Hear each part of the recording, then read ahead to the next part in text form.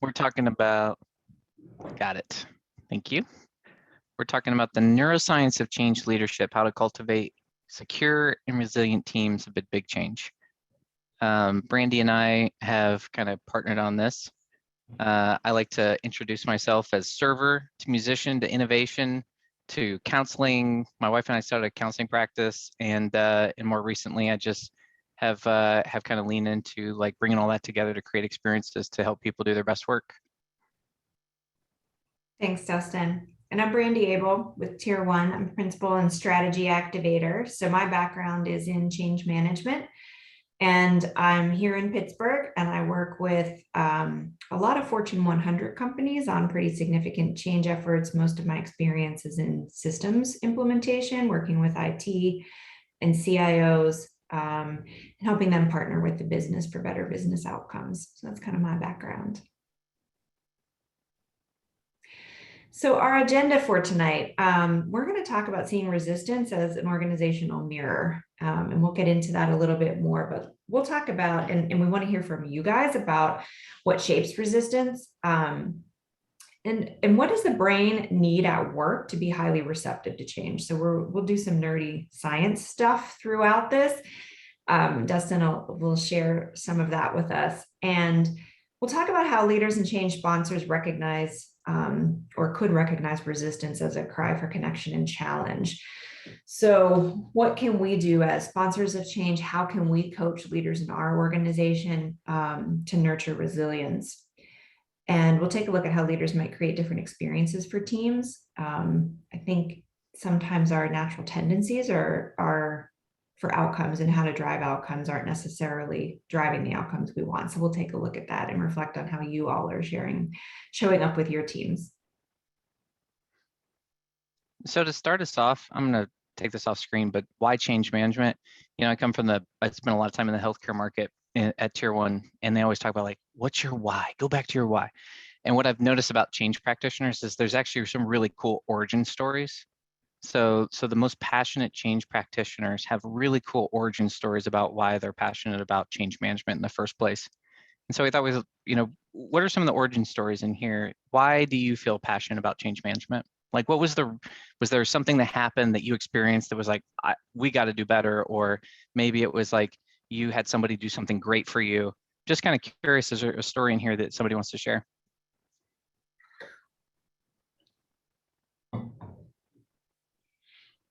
Hi, this is Chris, and I'm waiting for my new webcam, so you're not going to be able to see me.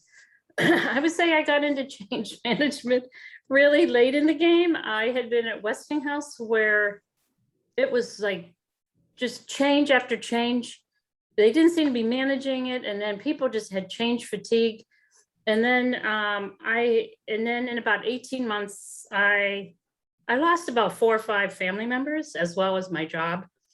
And I started doing some facilitation for DDI, and I did a course on embracing change. And I had this huge aha where I realized that for a good bit of it, it felt like it was just happening to me, and that a lot of times my managers, like at Westinghouse, didn't really involve me. They didn't even explain the rationale. It was like you felt like a teenager, well, because I told you so.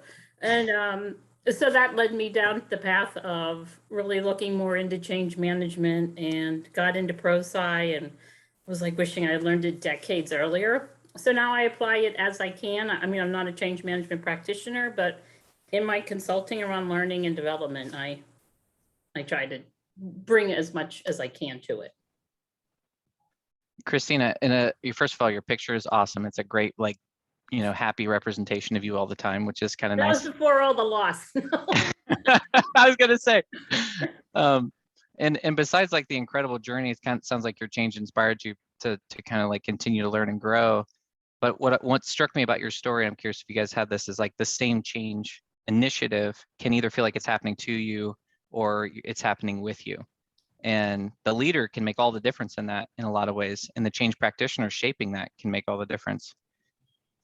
We got time for one more story? Is there another origin story? Like, out of the ashes, I was born into this awesome change consultant. It's me. because it is definitely happening at me and to Really? me right now. Yes. Actually, our leadership just started using the analogy of leaders up there on the balcony, and then people, down here on the dance floor, and there's no stairs. So we're just like yelling and pointing fingers, and I feel like no one's leading. So somebody had to step up. I can't continue to work in an environment that doesn't change. So I'm here because I literally cannot take it much longer if we do not figure out how to change. That Kara? dance floor reminds me of what happened in Astro World, right? You get enough people, you just start to crush each other. You get all that chaos, and people get hurt. What's the Astro World example? Oh, that's what happened last weekend in that big Travis Scott concert, where people were crushed because leadership failure there, cultural failure. People weren't looking out for each other. And these tragic stories of this guy who brought his son to this concert, had him on his shoulders, and the crush of people, because there was no kind of structure around that, suffocated the dad, and the dad dropped his son, and the son got is on life support now. So it's just what Kara just said resonated when you said, my gosh, we're on this dance floor, and the people playing the music are not accountable, and we're all just scurrying for ourselves, and we're killing each other. And I guess like the thing that strikes me about all these stories too is that no one goes to a concert, or no one shows up to these change initiatives and says, you know what I'm going to do? I'm going to make an experience that brings out the worst in these people. I'm going to make some baby killers out of this crowd tonight. Like nobody does that. And but for lots of different reasons, what happens in the change world is it's easy for us to start looking at the people who aren't doing the thing they're supposed to be doing and seeing them as the problem and naming their behavior as resistance. So I'm going to pull it back up my slide here. And Brandy, like maybe connect some dots for us in your world. Yeah, I think when we talk about resistance, initially, that's a bad word, right? It's something in change management that it's all about how do we manage through resistance? How do we get past resistance? How do we get rid of resistance? And we'll talk tonight about looking at resistance as really critical feedback and input about where challenges exist in an organization, and reframing resistance as opportunities to create secure and resilient teams. They're just red flags saying like, hey, right here, let's focus some energy and attention there. So yeah. One of the little comics that I always love to talk about this is, we ascribe meaning to behavior, like the word resistance. I always love this as a kid, like burning into the wall. I need love. He's just doing that to get attention. Kara, I don't know all your story, but just in the way you positioned it, I felt your energy, right? Like I felt the energy you brought to your introduction.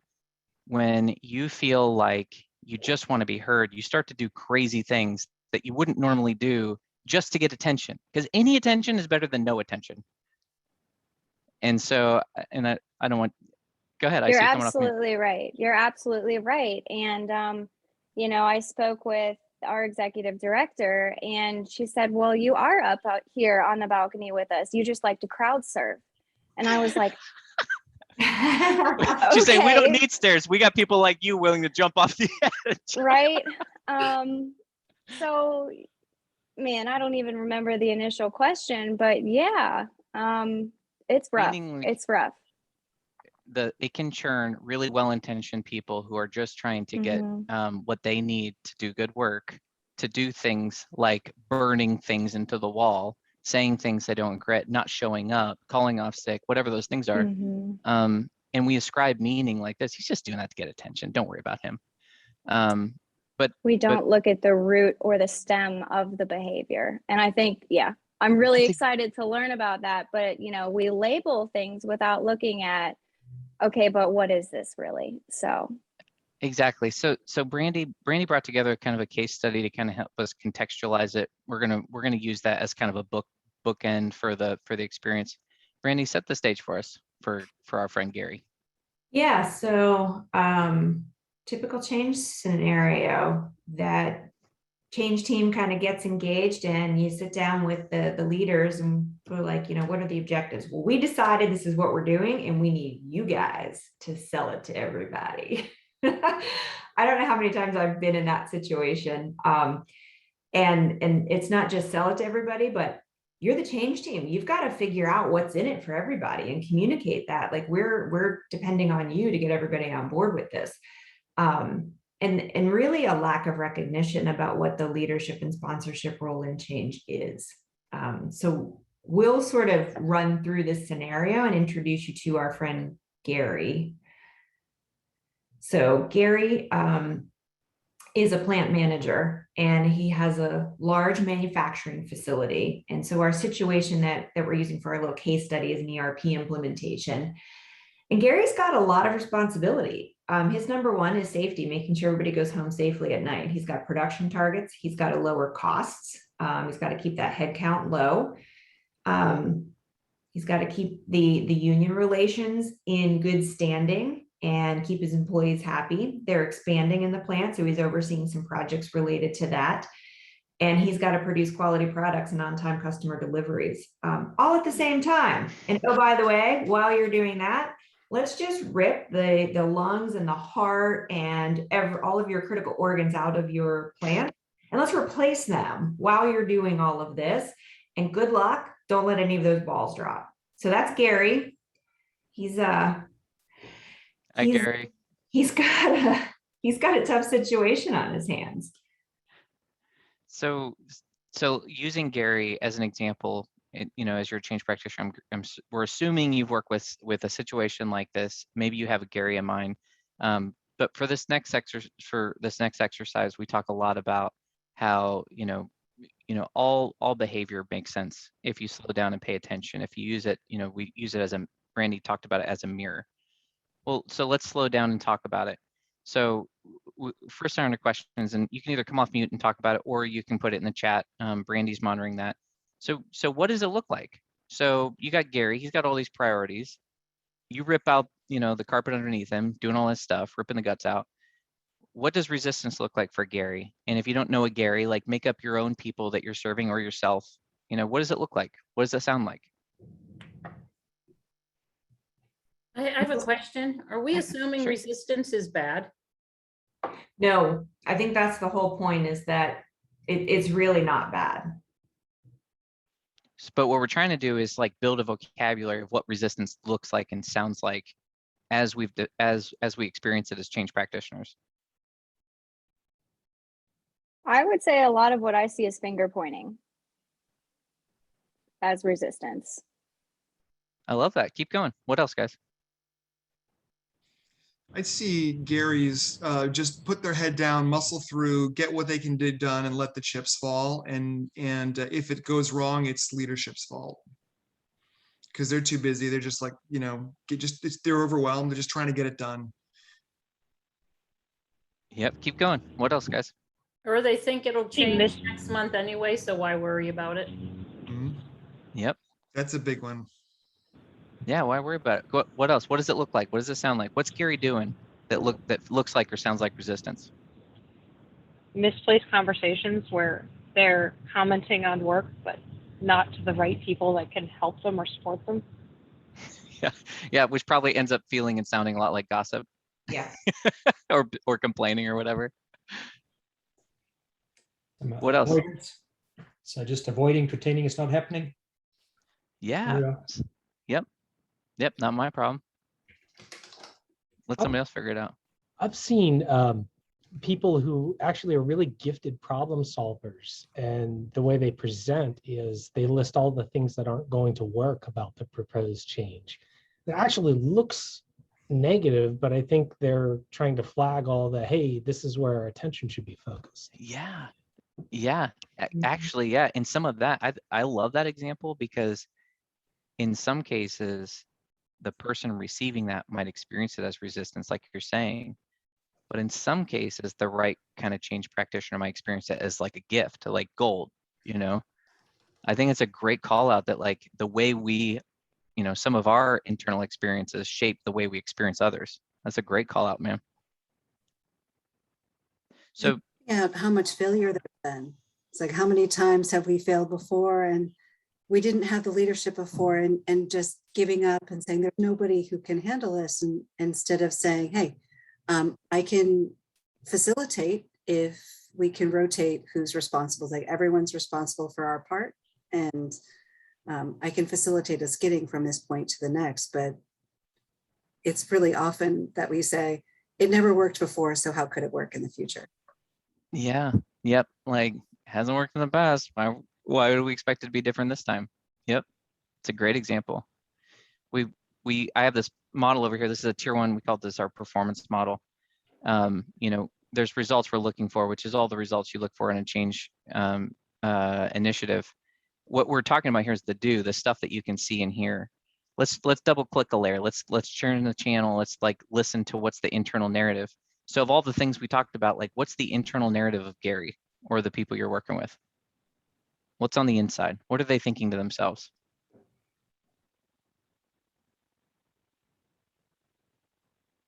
I would say overwhelmed and powerless. What does that sound like on the inside? Like what does overwhelmed sound like? I have too much else to do. I can't focus any time on this. And if I start, I'm going to be blamed for it. Yes, actually, that's great. You wove it all together with the powerless and everything. Nice. Yeah, exactly. Yeah. Does the person who made this decision have any idea what the real world is like? Oh my gosh. Yeah. Yeah, keep going. What was that last one? I missed that one. Like for me as a plant manager, like they have no idea. They have never been in my shoes. So why should I listen to them? Yes. Yep. They haven't felt heard before going into this moment. Like that assumes, that stands to reason that would be true here too. Yep. Yeah, So, and we've taken all of these I find recommendations and tabled them. So why should I even bother to raise any issues? Because we've never acted on any solutions. yes. And there was one more. What was that one? Sorry. I find Gary incredibly relatable in my personal life right now at work. And I think some of it is like struggling with priorities. Yeah. Like, trying to figure out and that internal battle of what is the most important thing and why. And alignment of your priorities or what you think is priority versus what people are asking for. You hit the nail on the head. That's awesome. Yeah. Brandy, before we go on, is there anything else in the think do space that you want to make sure we highlight for Gary? No. So if we got it covered. seriously, you guys are awesome. So if we turn one more, like so if thinking shapes doing, feelings shape thinking, the beliefs and emotions. Emotions are reactions. What's Gary feeling? What are people feeling that shapes that narrative? I heard overwhelmed. What else? Fear and anger. Yeah. Like fear, like what's going to happen next? Like, is my job going to be here? Am I going to get reprimanded for not meeting this goal when I've got so many other goals to meet? Yep. What else? Yeah, frustrated. I think he may react to this with a certain level of ambivalence because, you look at the rest of his world. I mean, it's a lot of other things that somebody else put on his plate. He probably didn't bring the union in, for example, but he's got to deal with it. So, you could see where this being, the way this is, this is being given to him, it's being dumped at him. And somebody's probably going to expect this to be, the top of his list. And he's not going to really feel, perceive the need to put it there. And so somebody else could call that resistance when it's just like, hey, it's one more I got like everything else in the whirlwind, Oh my gosh, Barry, I love that ambivalence. What a good word to describe, like when it's a word for hopelessness in a way too. It's like, like, what am I going to do? Nicely said. So here's what we know about feelings. Our feelings, We can't always explain them, and they don't always make sense to us. I'm sure you guys have experiences where you got done with something, you're like, why did I get so mad? What happened there? Or like, why did that make me so happy? Who knows? The emotions are mysterious like that, but what we know about them is that they are shaped by our past experiences. And to create new emotional reactions, you have to have experiences. So going into a change initiative, like the way you build empathy for someone is you kind of keep double clicking, but then ultimately you have to ask, like, well, what's the experience they're getting that's shaping that feeling, that's shaping that thinking, that's shaping that doing? So we've said a lot of things about what Gary's experienced. Is there anything somebody wants to add about what are they experiencing from their change team? What are they experiencing from their leadership team current state that's shaping this? I think people are disassociated from the results because they're not the ones who are deciding what happens, and there's different messages coming to them at the same time. So leadership may be saying one thing, but they may not know that much about the specifics. So we're not getting clear communication. So there's a dissociation that happens. It's like, it doesn't seem like it's part of my world. Yeah. Mm-hmm. I think that there's a lot of gaps between people asking you to solve solutions and you being empowered appropriately to do so. So there's a lot of pathways, but not really feeling like you're, and when you say empowered, like there's lots of ways you can interpret that, but basically it's like you don't feel like it's your call. You don't feel like someone will have your back if you make the call. Like those are the kind of things I interpret when I hear empowered. Or you don't have the authority. Yeah. Say you need someone support-wise, you need to hire someone who doesn't have the allowance to do so. Yep. Or you don't have the plan set to do those things, where basically there's not enough both give and take of you need to have some flexibility to do what you want, but you also have to have enough structure to know what's acceptable. Yeah, and I think the big takeaway here is that there's lots of experiences we have leading up into change initiatives and also past change initiatives that shape our reaction in the real time. And so to name something resistance is really unfair to the individual end user, and actually speaks more to the system around them than the person. And in fact, Brandy, we have kind of a hypothesis about what's really going on here. Dustin, just one other point about that. Yeah. Just kind of hanging on there for a minute. I think something else that is pretty important to recognize is that different people having the same experience will have a very different perception of what that experience means to them based on their beliefs, based on their perspective. And I think, as you said, based on their previous experiences. And so that's more internal. So experiences, maybe we could think of them as like external events or, what happens to them.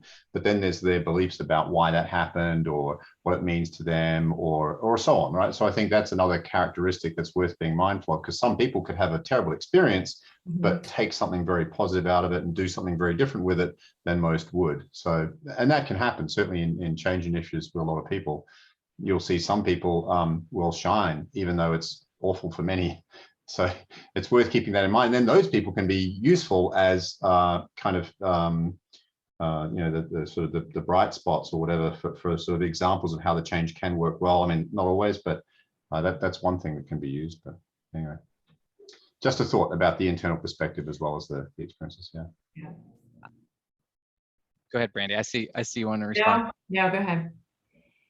I was just going to say you're spot on, and I think those people who are able to take it and run with it, I think that that speaks to them. It also probably speaks to their leader, but I think it also speaks to, like, it may not be sustainable over time. And I think that's the tricky part, is that sometimes we point to those, you're like, see, and then, but it's not actually fair to them or fair to the system, because it's actually putting too much emphasis on the individual to persevere in spite of our ability to do well for them. Right. You don't want to rely on those outliers. Yeah. Yeah, exactly, man. Yeah, but I think it's a great call out. It's like there's always going to be bright spots and really hard spots. Brandy, speak to this. What's our theory here? Yeah, so Gallup did a study in 2018, and I'm sure you're all aware of Gallup's engagement survey. But this came from an article where they were celebrating that overall in the US, the employee engagement trend was going up, and it was at 34% engaged. And that's just dismal in my mind. But I also look at that in comparison to a McKinsey and Company study that shows when corporations launch transformation efforts, 70% fail. So our hypothesis is that these two studies are directly connected, that when you have low engagement, you're going to get transformation failure. People are not resilient. It is difficult to implement change when people aren't engaged. And I haven't really seen these two statistics really connected. But as we were researching this effort, it really struck me as I think these things are very tightly correlated. Well, and if we said, well, what's the opposite of what we just said for Gary's resistance? I'm pretty certain we would describe a lot of the engaging. We would describe an engaged Gary. You know, that what we described was kind of a disengaged Gary, hopeless, unempowered, frustrated, disengaged, versus an engaged, excited, passionate, energized, having fun, fully engaged, excited, like all the words we would use to describe Gary in like the best version, non-resistant, would be an engaged Gary. And we actually think there's a lot of science here to back this up in terms of like what's going on here and actually what we could do differently about it. So that's what we're going to spend the rest of this session on. And you know, a word that's really common. There was a study done that says there's one word to predict these differences: more energy, 76% engagement, less stress, more productivity, less burnout, satisfaction, and less sick days. What do you guys think it is? One word.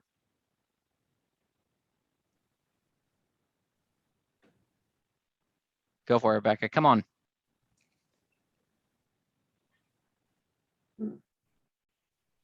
Engagement. Happy. Happy, engagement. Here's the word. It's trust. Mm. So this is a cool book, really cool book. This guy went around taking oxytocin levels from people, pricking them and taking their blood samples and stuff. Basically, he correlated organizations that he measured, hundreds of organizations, both in terms of their trust levels from an oxytocin, so actually a biochemical measure, and also like their survey questions around trust, and then also their performance in the stock exchange, and all those kind of different things. He found that these were the things that trust was the predictor of these different factors. And so when we talk about engagement, a big part of what we're saying is we need trust. Well, what is trust? This is one of my favorite definitions of trust. Trust is a felt sense of safety. So the word felt sense there, you know, a lot of organizations say, you know, be trustworthy, or, you know, treat people well, or act boldly, or foster belonging, or they have all these like values that they aspire towards. The question is it embodied? Do you experience those words in your felt sense? It's the embodiment of a word. So we say we trust each other, or we say you can trust me, but do I have an embodied experience of that word? And then of safety. Safety is one of those words that ends up in that soft, fuzzy space, fluffy space for people.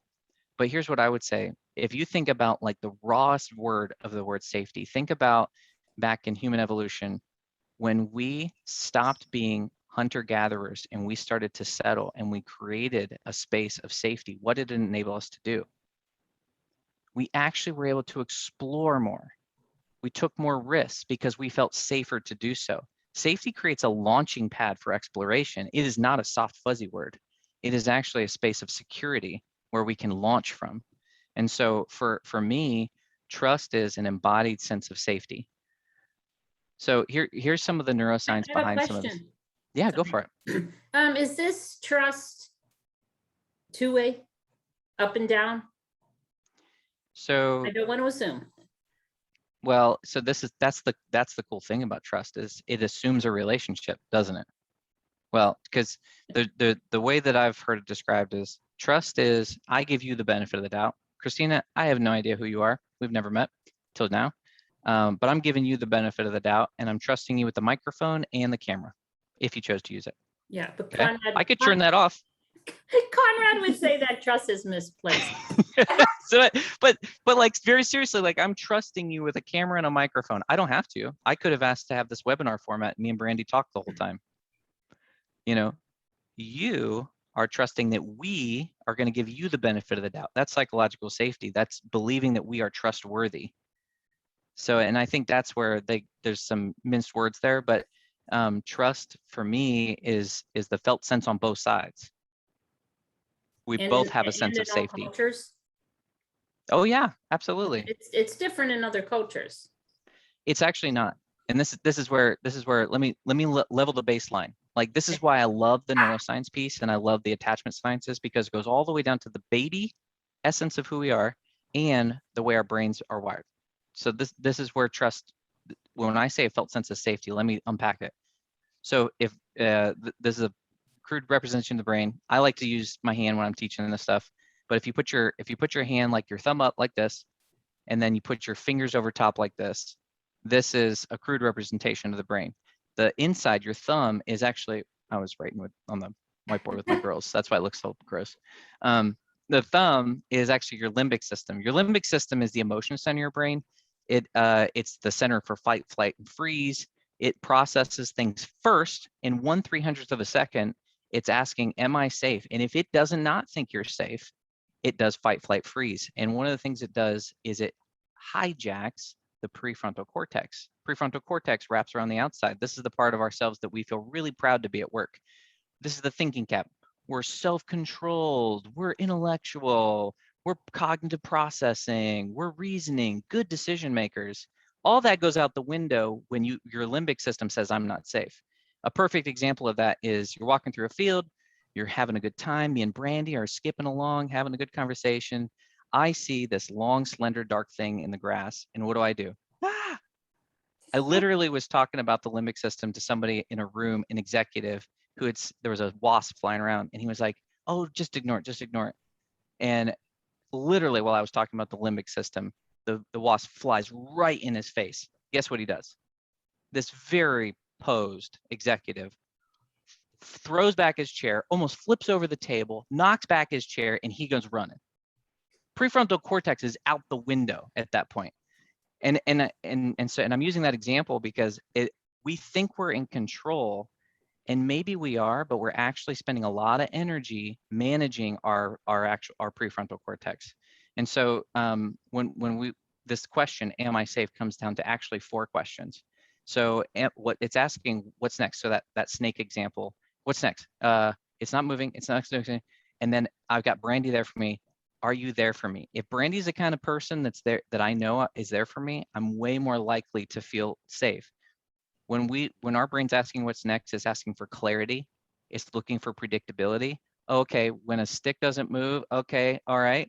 Consistency, we're looking for something that happens over and over again. And agency, do I have control of my environment? Can I run?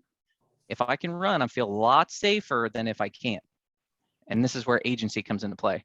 The other thing it's asking is on the other side is, how am I doing? And from a relational perspective, it's like, do I matter to you? Do I feel like that Brandy has my best intentions? Or is she gonna like sacrifice me to the snake in this example? And this is where we're looking for responsiveness, positive cues, validation, and feedback. We are relational beings, and so I use these 4 questions. The first 2 are environmental. The second 2 are relational. And I'm going to get into more why, but the thing to know is that when your limbic system is triggered, it's a physical response. Okay, this isn't just emotional soft stuff.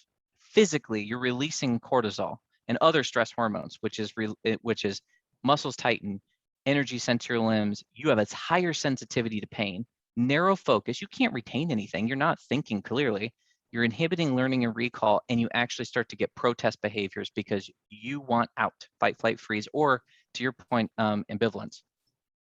If you feel safe, if you can answer yes to these questions, what's next? Okay, I got a sense of that. Are you there for me? Yes. How am I doing? I think I'm doing okay. Do I matter? Yep, I matter to Brandy. You get an oxytocin response. This is love hormone, and this is what makes us more resilient. Here's why. In the midst of stressful situation, okay, it's not because stress is reduced. In the midst of our hardest moments, Oxytocin relaxes our muscles, decreases our sensitivity or awareness of pain, creates clarity of thought, increases our empathetic response system. It creates more pro-social behaviors. And the primary thing in our work is that it creates the ability to communicate our needs. In change management, when people don't communicate what their needs are, we are flying blind. And so when we create a secure response, people are able to communicate what they need from us. So let me tell you why there's two sets of questions here. As a change practitioner, you have to realize you are the voice of the organization. And I'm going to go back to this, is that human beings are wired for connection. And so that person, that how am I doing, why does that affect the limbic system? Well, here's why. In World War II, there was a guy by the name of John Bowlby. He was a psychologist, neuroscience physician, and he was there actually studying shell shock, which was a form of PTSD at the time. And while he was there, because there was lots of bombs going off, there was lots of orphanages, and they were well funded. They had food, shelter, they had some staff taking care of the kids, but they had kids dying 30 to 40%, and they couldn't explain why. So they had Bowlby come in and try and understand it from a psychological perspective. So he created this theory at that time that these babies and kids were actually dying they were failing to thrive out of a need for a human connection, a secure bond with another human being. And he said it like this: seeking and maintaining contact with a secure relationship is viewed as the primary motivating principle in human beings and an innate survival mechanism. Another way to say this is we're herd animals. We are born literally depending on another to survive. So guess what? When your limbic system, as babies, does not detect a secure other, guess what's happening? Fight, flight, freeze.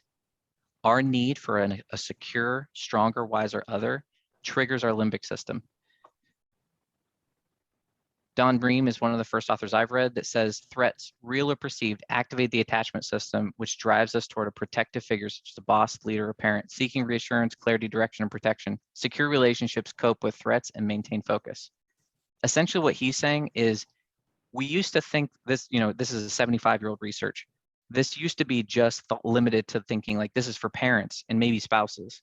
But really what they've done is they've now proven that this is actually, when we go to work, our same attachment needs show up for leaders in the organization itself. So when we're change practitioners, we actually are embodiment of the organization as an attachment figure. And so when people are seeking distress, our role is to soothe their limbic system. For the sake of time, there's another really cool study here that basically speaks to how our brain is processing this. So I'm just going to blast through it, but essentially this is called social baseline theory. So neuroscientists more recently have come alongside this science, the attachment sciences, and said, we're onto something. Let's try and understand how it works. So this guy by the name of Jim Cohn, he created this study where he said, I'm gonna put you in a fMRI machine, and he did 3 different groups.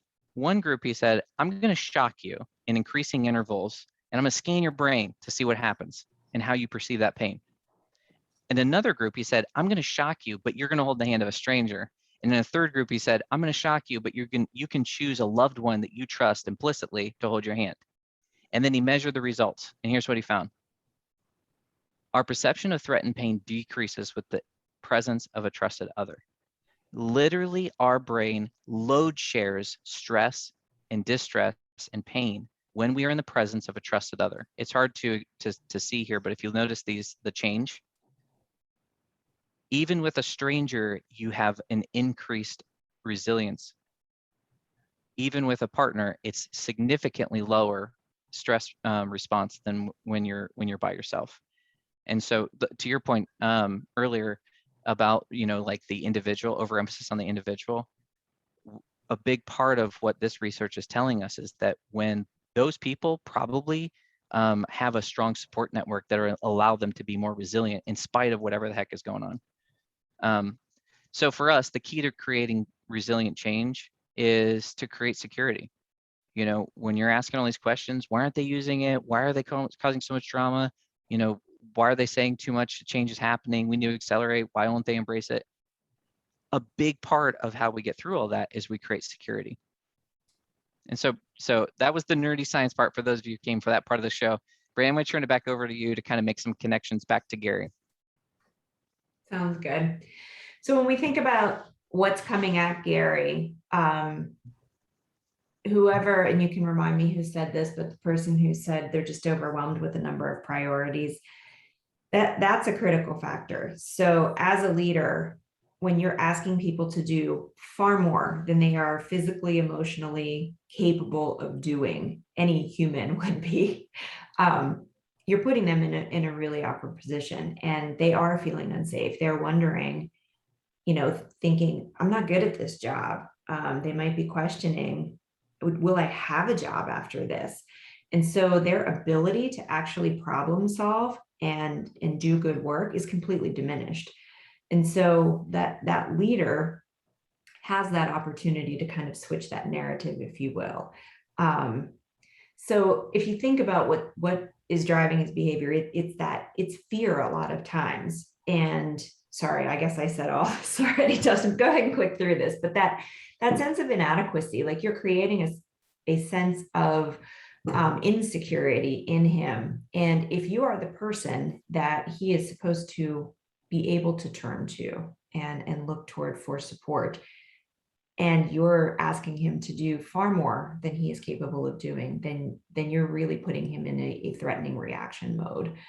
And I think sometimes we get this sense that resistance is whatever. So I'll give you a couple of examples of what resistance has looked like for me, for the Garys in my world. Not showing up for meetings. Sometimes it's, hey, we need super users at your site. They can't come to that. They're too busy. Resistance can be what is perceived as bad behavior, talking negatively about a project, or saying, we have these other things we want to get done, but we can't do those because this project is happening. A lot of that just looks like somebody's demonstrating poor leadership, but in reality, I think it's their cry for leadership in others. Do you want to add anything? This? Go ahead. I'm mostly curious how this is resonating with people. And we did a great, intro kind of warm up to kind of get into your guys' world. Like, what connections are you guys making?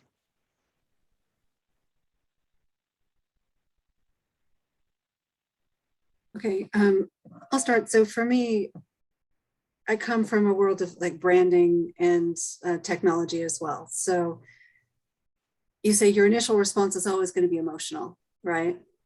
And the first thing I see with resistance is an opportunity, because for me, resistance always happens. Even the people who are early adopters are going to have a moment of, I don't know how. And then they think, okay, so how? But we're dealing with about 60% in the middle where we have to handhold them, about 20% they're with us and we can engage them to work with us.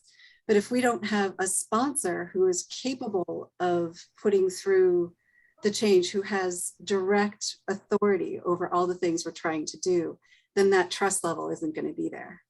So this is really great work. So this is a way to help us to support that emotional connection, that awareness that our first response is emotional no matter what we do because of what we are as beings, right?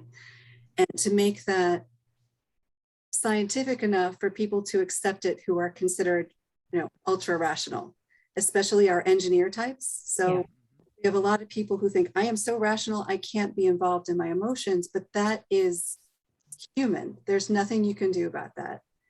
What your first response is going to be, you've got that engagement piece, hovering in the balance, whether or not you have a good sponsor.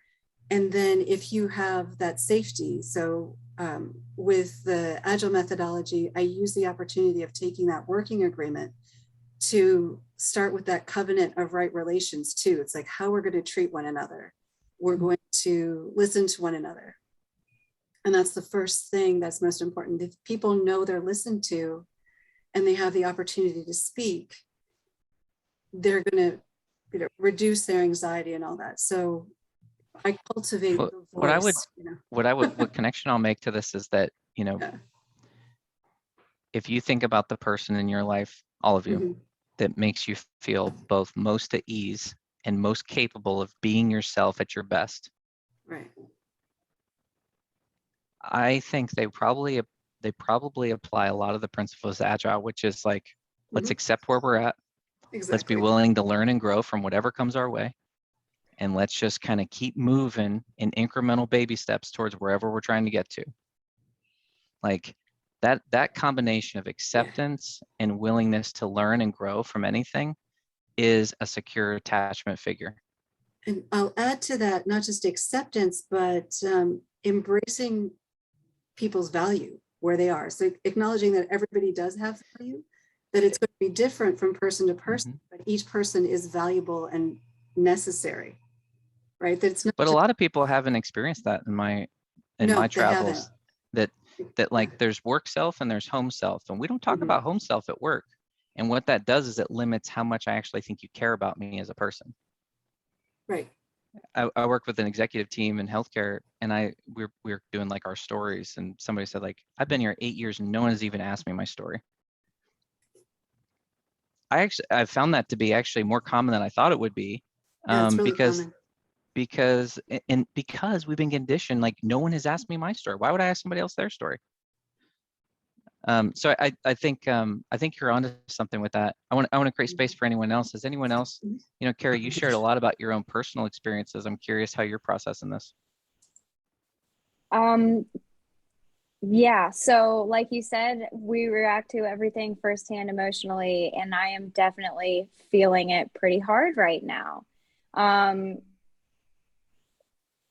It all makes sense. And I think we all feel like Gary's to a certain extent, at least at some point in our careers. So I love hearing about, the opportunity. And I very much feel, that there are people out there who want to be, I'm loving the language that you guys are using with adopters and that kind of stuff. But it's hard to feel alone as a Gary. And not heard, and like you're shouting, certainly. So it's pretty easy to get burnout and pretty easy to push things away when you really care a lot. And, I think what COVID did for us as humans is it ripped off our Band-Aids. People were forced to either heal or their wounds festered, and now they need surgery. And we're so politically divided right now and polarized. How could we not expect this to be in the workplace? You talked about our personal and our work lives being so separate, but they're not anymore. Yeah. And we got to figure out how to have these conversations and weave them together in a way that works for everybody. But we have to have the conversation first. That's the thing. Yeah. Well, and I don't want to read into your situation too much, but even the little tiny snippet you gave where you came to them and talked about the balcony and the dance, and they said, well, we got people like you who like to crowd surf. To me, that's not hearing you. That's dismissing you. And I would say that's a great example, a little tiny microcosm of like our role in change, which is to validate someone's experience and actually like tune into what they're trying to tell us, because that's what the people who create the best space for us do for us. They help us internalize what we're saying and help us process through it instead of dismissing it. So I don't want to read into your world, but like I'm just giving you an example of that with what you gave me. I'm going to keep going because oh, go ahead, Bobby. Hi, I just want to say that I think an overriding theme, or one overriding theme, is one of my favorite terms in change management, and that is empathy. And the need to be open, transparent, and inclusive. I love that, man. I mean, that is a big part. And in fact, this next section, I talk about it as this is a tool for empathy, to ease the path to empathy for someone's experience. So what does this mean? So how do you create security on a team? So you guys are leading change practitioners, you're leading teams. I'm going to put a link in the chat. Oh, shoot. Where is the chat? Go ahead. There is no chat. Oh, you got it? Sorry. There is no chat. What the heck? Yeah. What year are we living in? Yes, they don't really trust us. Oh boy. This is a ways of working thing we got to talk about, guys. I was just kidding. this is a tool we created. It's based on the attachment sciences. They talk about secure base and safe haven. Nice. And we contextualized it with some questions that will help you kind of hold up a mirror for yourself. You can use it however you want. But we've been using it with leadership teams, and this is both for this is meta in the sense that we have these needs, but the people we lead have these needs. And if you look at this, the circle that this represents is every person's journey in life. It's a cyclical journey, and the hands represent the attachment figure. So in this case, it could be you as a parent, it could be you as a leader, whoever it is, like they're kind of have their hands on the circle. So one intrinsic need everyone has is they need a space where it's safe to leap, because we have this inherent desire to explore. We want someone to support our exploration, our mastery of the world around us. But whenever we do that, whenever we try new things, whenever we go somewhere new, we inevitably end up feeling wobbly, insecure. We start to feel like doubt and scary feelings, and we need a place where it's safe to land. We inherently have this intrinsic need for someone to welcome our return, to accept us in spite of our flaws, in spite of our challenges in front of us, or our weaknesses that we see. And within that, those skills are called a secure base and a safe haven. There's lots of research to talk about what this looks like, but this is just our way to speak to it. All of this requires a ton of vulnerability as leaders, because as you can imagine, if I accept their complaints, am I opening up the door for more complaining? If I accept this, their reality at home, am I dismissing their ability, their expectation to perform? And that's a really hard, vulnerable place for a leader to be. On the inside of these, on the support my exploration, I know it's hard to read. The PDF we'll share with you has it in full text, but basically there's kind of 4 needs within this.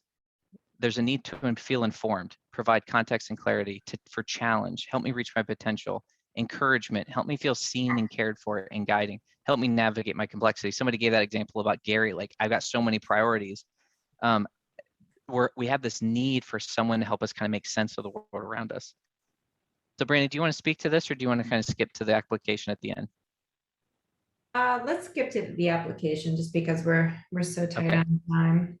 And then this last so yeah, that's on the PDF. On the other side, the need on the other side is I want someone to protect me, create a safe environment, nurture me, help me process with perspective, prioritize me, and appreciate who I am, not just what I contribute. And so this whole model is something to help you empathize, to your point, Bobby, where your people are at. So you can even start to see Gary in this example, where you could start to see his needs coming to life in that. And that is he in a place where he needs somewhere safe to land right now, or is he in a place where he needs someone to leap? And this is hard for leaders. You get somebody, I think it was Matt gave a great example where it's like we as change practitioners might not feel good. It might feel weird to create a safe haven at work. And some of us might struggle to challenge people. And so like, that's a big part of what this is like, you have to empathize with yourself so that you can tune into others' needs in spite of yours. And I know we only have a few minutes here, but we did have a question here around what it would look like for us to create different outcomes for Gary.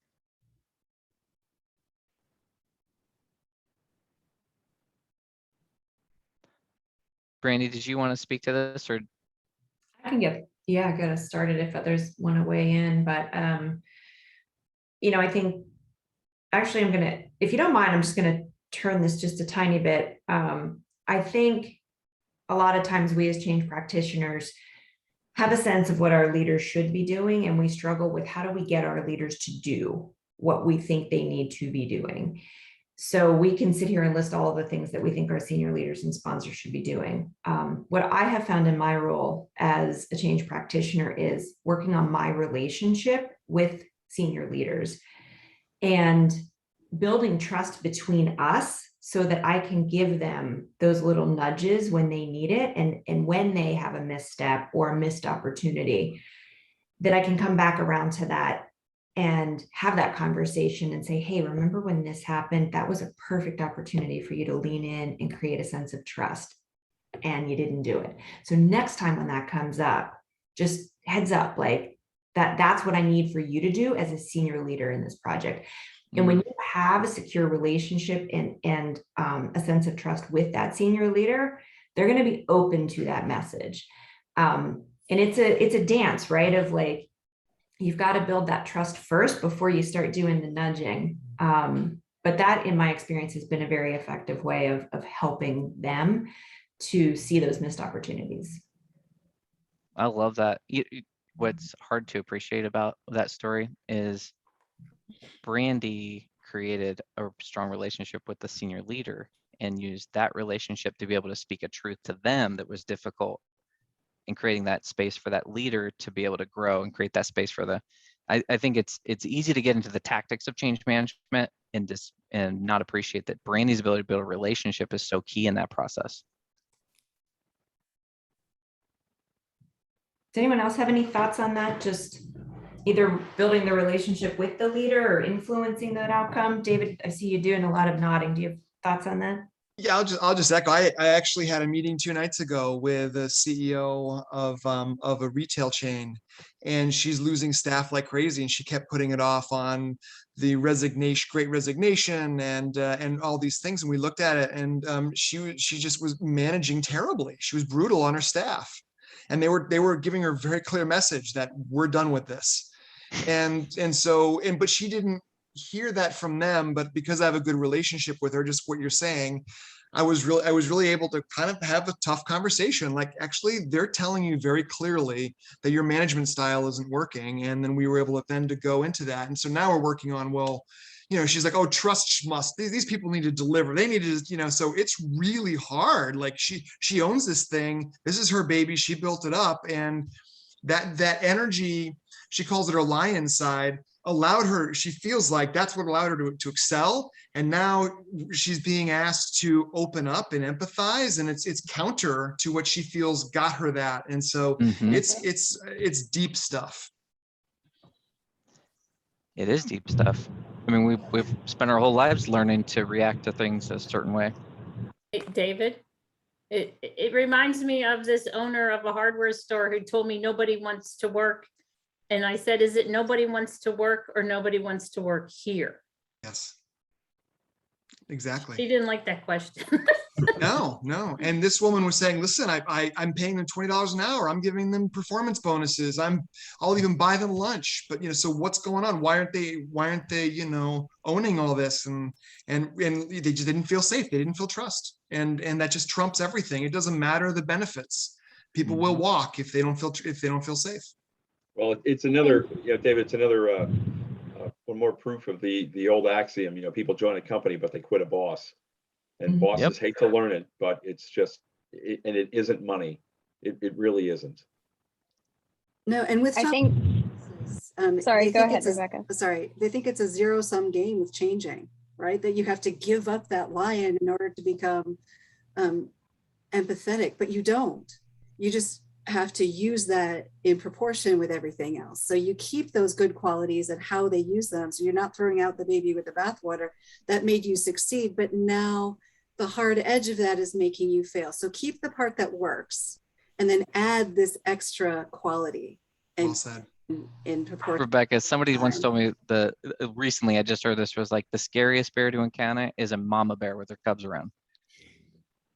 Like, that nurturing, caring mom becomes the meanest, hardest mom when it comes to protecting her cubs. Like, I think there's 100%. something in this that, like, leaders have learned to compartmentalize what it means to lead strong, lead, I don't know, there's something there. I like what you said earlier about trust, because I think that there's a pretty strong link between that and people being in a fixed or growth mindset that sometimes can be very lost on people. Yeah. When a growth mindset is one of those things that it's hard to, in the right environment, my guess is, we're all interdependent. There's that space between people. Spending a long enough time with somebody like a Brandy, you're going to blossom with a growth mindset. And it sounds like it with that, different kind of leader, maybe the one, David, you were working with, that growth mindset's going to diminish the more time you spend with somebody like that, because you learn that it's not safe to grow. I think with a lot of leaders like what you're describing there, David, the more and more, as life goes on, the more I've come to become convinced that the real challenge for leadership, for a senior leader, to get somebody to look, that person's been used to, they're the one making it happen. And you can sense from what you're describing there a certain level of impatience. These people just need to hurry up and make me successful, right? Whereas, the challenge has to be, how do you, if you want them to make you successful, it's really about, your challenge is how do you make them successful? What does success look like for them? Yeah, that's right. And how do you help them win? Not just how do you get them to hurry up and give you what you want? Because they won't that way. Yeah. Obviously they're not. So. Kara, you've had your hand up. You don't want to have your hand up? No, I did. We talked about resistance in the beginning, and recently heard the analogy, friction versus fuel. And that's what I've heard the past 5 minutes, is that we're not addressing the friction, which is, we'll say, pouring down rain, but we're throwing more fuel into the fire, expecting it to light, which isn't working or making sense. So just wanted to share the friction and the fuel analogy. Excellent point. The one thing that I've noticed is that the people who are the most resistant rather than the compliant are the ones who truly care. And it's just tapping into that level of caring and helping turn it. And seeing that, taking that care and helping them see how it's going to be better, how it's going to help them. Yeah, they're often the most experienced people too. They've seen various things come and go. I think one of the things, actually, it reminded me of this earlier in the session, was this topic of resistance. It brings me to mind of this characteristic of the organizational characteristic of sort of homeostasis, everything moving together, everything being kind of balanced and in equilibrium, if you will, and functioning. And it's very difficult to effectively bring in any kind of change without negatively disrupting the system, often in a way that you don't expect because you haven't tried to understand the system. So there's sort of those systemic characteristics. And then sort of to the other point is different people in the system, whether it's senior leaders or different practitioners or different domains, will have a different point of view as to what any change means, what their role is in it. And as a change practitioner or leader, I think it's really important for us to try and understand those different points of view those people have and try and align ourselves, I think, to Brandy's point, build that trust with them, understand the way they're looking at the situation or the opportunity or the challenge or the threat, and try and figure out, like, how can we have them see that we're on their side because we're trying to help them improve the overall system. But I'll admit, one of the things I've always found very challenging is how do we also help them to appreciate there are other parts of the system that are not their parts of the system, but that are important, and they have to be sort of accounted for or dealt with, that they may not care about. Finance people may not care about risk or operations or something else. So change itself, I guess the point is it's difficult because it's multi-part, multifaceted, multidimensional. But I think, Brandy, you made a really good point about that. Just build trust with the senior leaders and help them be effective at the role they need to play to support the change so they can build a trusting environment and therefore empower all of the team members to get on with what needs to be done and figure it out, right? I think, Dustin, to your point about, like, in a world of agile, is learn and then adapt and then keep going. So this was a great session, by the way, too. I really appreciate it. I know, and we're so over time, but I just wanted to just respond, Matt, that and what is interesting about the building the trust with a senior leader is it's not about me, right? It is about that person. So back to what Barry was saying, when your focus is in helping others succeed, that creates that sense of trust. And the interesting thing is that is what drives better outcomes for you. And I think that's where, and I've struggled with this in my leadership of thinking that I had to be tough and, be the hammer on things. And it didn't go well. And when you build trust and you really are about helping other people develop, it comes back to you tenfold in that sense. So I'm not saying to do that from a selfish perspective. I'm just saying that approach of thinking of others first engenders better outcomes. I love that part of your story, Brandy.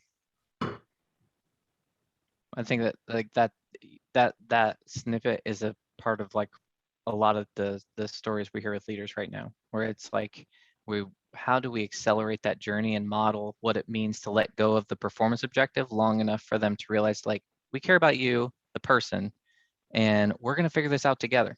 You're not alone. We're going to get through this. And I think that in and of itself will get so much of that engagement and higher, less resistant behaviors. Exactly, Dustin. With the performance objective, if we can say in long term, we're setting you up to succeed by listening to what you have to say and into what you need. But for the time being in this change, we're setting you up to fail and we know it. So we don't expect as high a performance right now. And, Yeah. and that's our expectation is low performance while we go through this. It's so true, Rebecca. And I think creating space for people that you don't have to hit every metric, like something's got to give. And that's also part of neuroscience. When you're going through change, it takes a lot more energy. It takes more focus. It's exhausting. And we have to create space for that if we expect change to happen. Yeah, because to your point before, if you don't feel safe, you're not going to tell me that you're not going to meet your objective and I can't help you get there. That's right. You're going to make up all kinds of things to feel like you look like you met your objective. Mm-hmm. Now we're dealing with all kinds of other issues. You guys have been awesome. I know we're way over. It feels way later than it should. I really appreciate the dialogue. You guys have been such a cool, engaged group. I see why Brandy appreciates you guys so much. Thank you all. We'll post the recording, and with that on the Pittsburgh Change Management Professional site, we'll put the link to that handout since there was no chat. Sorry, that was a static setup thing that I didn't catch. But we'll get that posted for you so you can access it. Thanks you to all. both of you.